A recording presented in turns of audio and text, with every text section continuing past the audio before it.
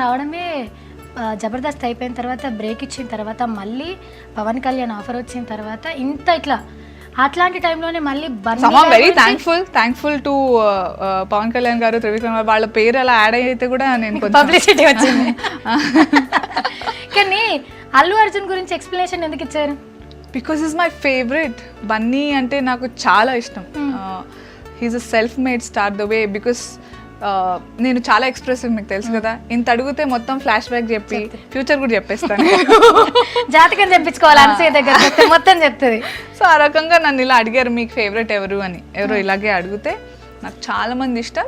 ఒకళ్ళు చెప్పడం కష్టం. ఒకళ్ళు హెయిర్ ఇష్టం, ఒకరు స్కిన్ ఇష్టం, ఒకరు యాక్టింగ్ ఇష్టం, ఒకరు డాన్స్ ఇష్టం. ఇట్లా లేదు చచ్చిపోవాలని ఒకళ్ళ పేరు చెప్పాలి అంటే అప్పుడు I gave this explanation that Bunny is my favourite. ఒక్కళ్ళు చెప్పమంటే I will say because I love the way he has transformed himself. Gangotri సినిమాలో ఇట్లా అంటే చాలామంది యాక్సెప్ట్ చేయలేకపోయారు ఆయన హీరో. నేను వాడిన టర్మ్స్ కొంచెం కష్టంగా అనిపించుంటాయి ఆ టైంలో. But I have no harsh feelings. అంటే నాకు పిచ్చి అసలు. I really like Bunny the way he is. So నేను జవాబు ఎందుకు ఇవ్వాల్సి వచ్చిందంటే అసలు నాకు ఇష్టమైన దాని గురించి కంప్లీట్గా ఇట్లా ఉల్టా చెప్పేసారు. నేను భరించలేకపోయాను. బాబు నాకు ఇష్టమయ్యా బాబు, మీరు ఏదో అనుకుంటున్నారని అలా చెప్పాల్సి వచ్చింది.